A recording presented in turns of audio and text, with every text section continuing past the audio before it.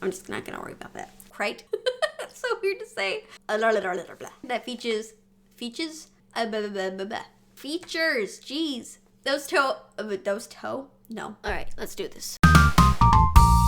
Hey fellow fiction fanatics, I'm Chase. Welcome back to my channel. Today I'm going to be doing my monthly wrap-up for January. So in January, I was able to read 6-ish books.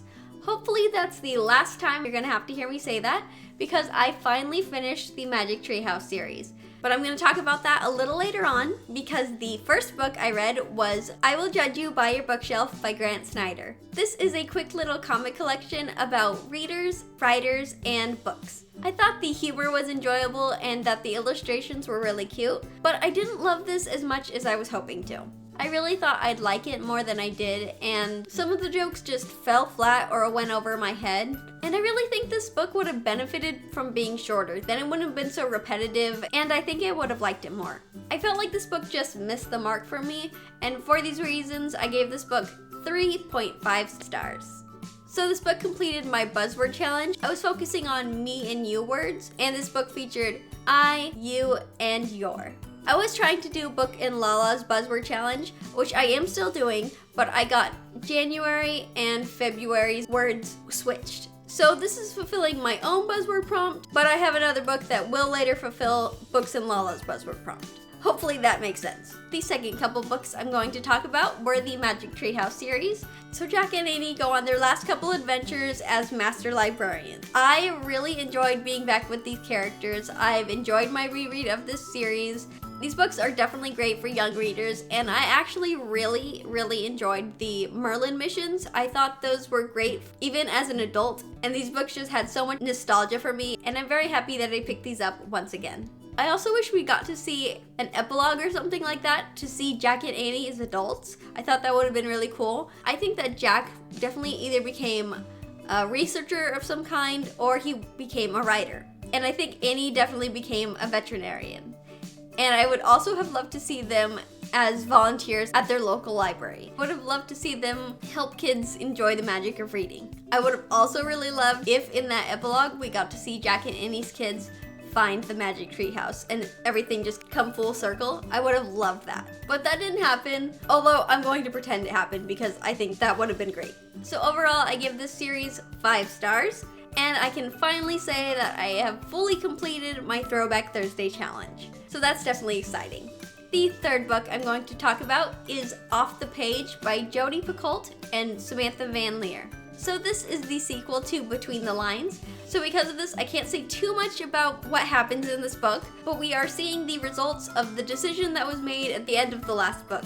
And this is really where the story takes off. Personally, I felt this was the better half of the story. In the first book, we really only have 2 perspectives and 1 goal. And in this book, we have so many more characters and people that are involved in this decision and affected by everything that's going on. And I really think it added so much to the story. I loved seeing these characters out of their element and seeing how they interacted with other people and just trying to figure out what to do next and where things would go. And I love seeing how everything played out. I do have to say that there was a moment of teenage drama that just had me rolling my eyes. It was just miscommunication and I hate that. Thankfully, it lasted only a chapter, if that.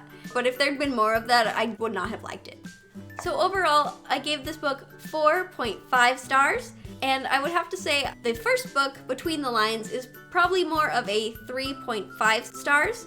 But as the duology as a whole, I'm gonna give it 4 stars.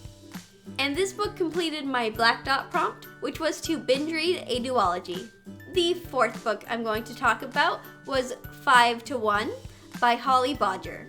So in this dystopian future, families are only allowed 1 child. This results in people only wanting boys and leaving their girls for dead. One country decides to correct this injustice. They build a wall around themselves and declare women to be prized above all else. They see men as nothing more than husbands and servants, and they've devised a series of tests for a man to be able to marry a woman. They haven't stopped this injustice. Instead, they've just removed everyone's freedom to choose. So it's time for Sudasa to judge her tests, but she doesn't want to be just a comfortable caged wife. And contestant number 5 has no intention of winning her hand and instead just wants to escape the country and find his mother. I really enjoyed seeing the different perspectives in this book, especially because one was written in prose and one was written in verse. I really thought this was a unique and interesting way to tell the story, and it really kept me engaged and wanting to read. I really thought this was a quick, unique, and captivating read that I really enjoyed. The end was just too open and abrupt for my liking, so for these reasons, I'm giving this book 4 stars. And it completed my lucky number challenge. The 5th book I'm going to talk about is What Once Was Mine by Liz Braswell. So this is part of the Twisted Tales series, where a Disney story is turned on its head by a simple question, and in this book the question was, what if Rapunzel's mother drank from the wrong flower? But I was not expecting this story to be told by a boy whose sister is going through cancer. She wants nothing more than to watch or read Tangled, but one day he decides to switch things up and tell Rapunzel's story just a little different. So this book had me hooked from the start. I thought this was so great. I love that although Rapunzel's powers were so much darker than in the story we know and love, she still had the same bubbly personality, and I'm really happy that they kept that aspect about her. I thought this was a fantastic retelling. I loved that it had all the aspects that I love about Tangled, while still being its own unique new story that just really blew me out of the water. I love that we got to see more of Rapunzel's parents, especially her mom. It broke my heart seeing everything she had to go through, but I really enjoyed seeing more of her character in this story. I also thought Gina was a fantastic addition. I really thought that she complemented Flynn and Rapunzel so well, and I thought they made a great trio. I also really enjoyed seeing Flynn and Rapunzel fall for each other in a new way, and I thought it was really sweet and cute. Those two are definitely an OTP for me, and I love seeing them together. I thought it was really cool learning about Rapunzel's powers and seeing all that she can do and everything that it entails. That was really fascinating, and I really enjoyed seeing all that. And one of my favorite parts was seeing Rapunzel stand up to Gothel, because Gothel, if you can believe it, was worse in this story. I hated her so much, and seeing Rapunzel stand up to her, I was like, yes, finally. It was just perfection. So as you can probably tell, I gave this book 5 stars, and it completed my challenge to read a new release. And this also completed the correct Books and Lala buzzword, which was who, what, when, where, why, or how. And this obviously has the word what. And the 6th and final book that I'm going to talk about was My Calamity Jane by Cynthia Hand, Brody Ashton, and Jody Meadows. This book is a Western that features Calamity Jane, Annie Oakley, and Frank Butler. But their show is just a cover because they're actually Garu, or werewolf, hunters. I thought this was a fantastic premise, and I was really excited to get into it, and I very much enjoyed this book. I absolutely adored these characters. I thought they each had such vibrant personalities, and I thought they were fantastic together. I also really loved that we got to hear George the Poodle's thoughts because they were hilarious. The humor in this book was just absolutely fantastic. I was laughing at almost every page.